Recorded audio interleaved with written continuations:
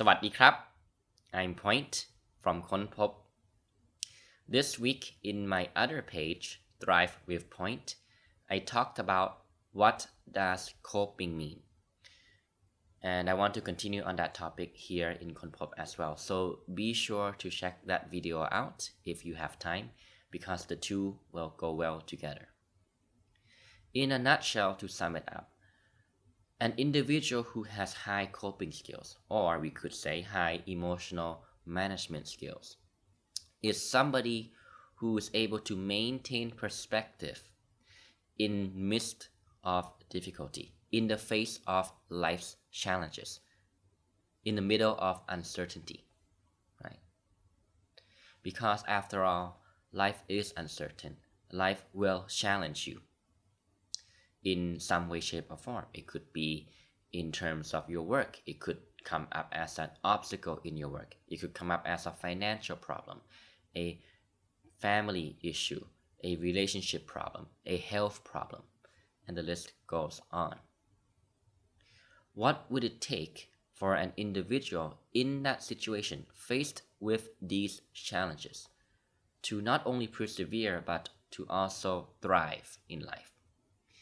And the heart of that is having good and high coping skills. Coping in a true sense means to first maintain perspective, to look at the situation for what it is. Look at the challenge and difficulty for what it is, and nothing more than that.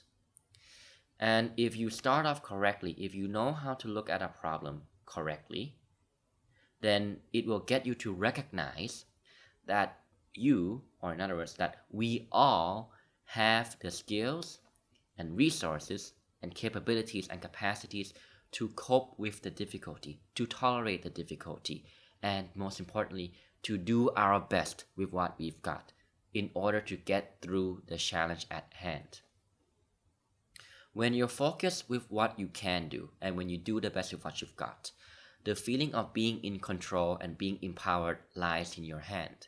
This is the psychology that leads to the growth of the individual. But what would happen if somebody does not have this? What would happen if somebody feels completely powerless in the face of difficulty? If they feel out of control, if they feel that they cannot handle the challenge at hand, right? I want to use some examples to illustrate a phenomenon that happens in psychology. So think of this as a entertaining video to look at some examples, and I'm sure we can all relate to this to greater or lesser extents. Perhaps you yourself have struggled in this way before, or perhaps you know somebody who would behave in this way. So let's use the help of an example. Have you ever known anybody who, when it comes to their romantic relationship, right, when dealing with their boyfriend, their girlfriend, their wife, or their husband, seems to just be over-controlling, right? Micromanaging everything. Always wanting to know where their boyfriend or girlfriend is at each given time, each given moment. Always telling them and demanding them to text you, to text them, to tell them about their whereabouts. Always controlling, right? Always controlling. In terms of the psychology behind it, what is really happening here is we could say that that individual desires control over their partner, over his or her partner, because what they really lack is they lack self-control, they lack emotional control, right? Think of it this way, what the individual is really saying is, I would not be able to cope with myself. I would not be able to cope with my emotions if my girlfriend or boyfriend doesn't send me a text in a few hours, or today, or over the course of the next few days. I would not be able to cope with my emotions if I find out that my girlfriend or boyfriend wants to end the relationship, wants to dump me. Therefore, I must, demand that he or she always tell me about their whereabouts. I must always be controlling of everything. I must be the one who selects the restaurant that we go to, controls this, controls that, and it never ends. always being the one who decides everything, controls everything. I'm sure we cannot relate to this to a greater or lesser extent.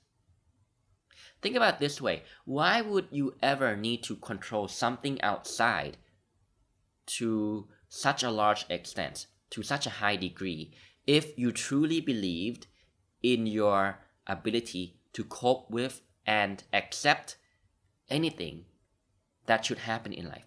If you truly believe that you had the skill sets and the mental strength to get through any difficulty in life, even if it meant your girlfriend or boyfriend leaving you, or the relationship having to come to an end, even in the worst ways possible, even if they were to cheat on you, for example. If you had the belief that you had the mental strength to get through that difficult moment in life, that difficult period in life, that heartbreaking experience in life, then why would you need to overly control anything else? You see? So what I'm trying to get at here is an individual who has very poor coping skills, very low coping skills, very low emotional management skills, tends to be somebody who tries to always control outside things, control other people, right? Control this, control that, right? Because what they're really running away from, this is an important point, because what they are really running away from is they are running away from the fear of the emotions that would come up, right? They're running away from their emotions that would come up if a situation which they fear were to happen, right? And this can be seen in many other types of behaviors or domains in life. For example, I'm sure we all know somebody, or perhaps that somebody is us, who is a perfectionist in their work, making sure that their work has to be perfect and completely flawless. That individual would go over and check their work thoroughly, like read their report if they have to send it to a manager, to another team, check their grammar, check the work, check the facts, check the data, check the numbers, check the spelling, hundreds of times over, or 10 or 20 times before handing the work to their boss. What's really going on here? It could be said that in this case, this over control, this want to over control, or this need to over control is a result, is reflecting the fact that they don't truly feel powerful and confident in their ability to handle a situation which involves a mistake of their own doing, right? And that fear usually involves a fear of judgment. If you think about it, in other words, we could say like this. Somebody who is a perfectionist, making sure that their work is always flawless, right?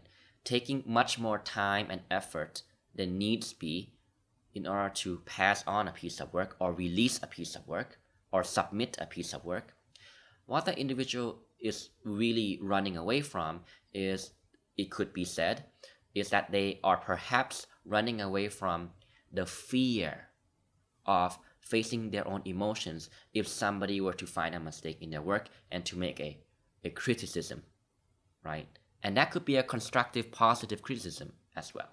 They just can't take it because they interpret that as a judgment on themselves, because these people are usually also very highly critical of themselves as well, very highly judgmental of themselves as well, right?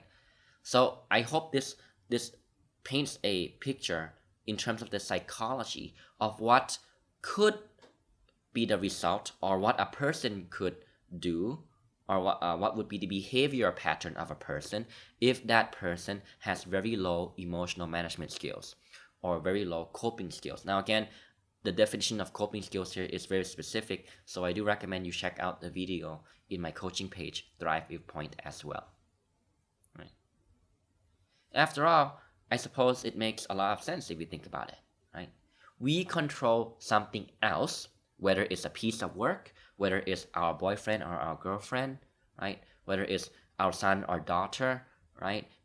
Controlling the way they behave in public because we fear being judged as a bad parent. That's also another example, right? What we're really doing in this over-controlling behavior is we're really running away from the emotions that we fear would come up if our work were to be seen as as making a slight mistake.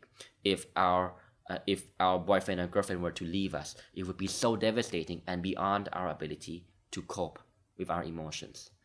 That if somebody were to say that, oh, your son or your daughter is misbehaving, is a bad naughty boy, we would feel like we're being judged as really, really, really bad parents. See? So the mechanism or the psychology behind it is that we fear the emotions that we will create around that situation. And this essentially also heavily and usually ties into a fear of judgment. And that is a whole other issue that we can talk about for another day. But for now, it has to do closely with our self-esteem or sense of self-worth. Okay, so I wanted to share this as food for thought and some understanding in today's video. I hope it could shed light. Maybe you can relate to this yourself, or maybe you know somebody who exhibits similar behaviors and you've always wondered why do they behave the way they do. And hopefully this can provide some sense of understanding. Okay, and I wanted to talk about this for Konpop today because I was working on the video from my coaching page and I thought that it would be nice if we could expand a little more and go a bit deeper. Okay, I hope you enjoyed the video. Thank you very much for watching. If you liked the video, please don't forget to leave a thumbs up and subscribe to the channel and share the video. And don't forget, Konpop is also on YouTube as well as here on Facebook. And I will see you next time. สวัสดีครับ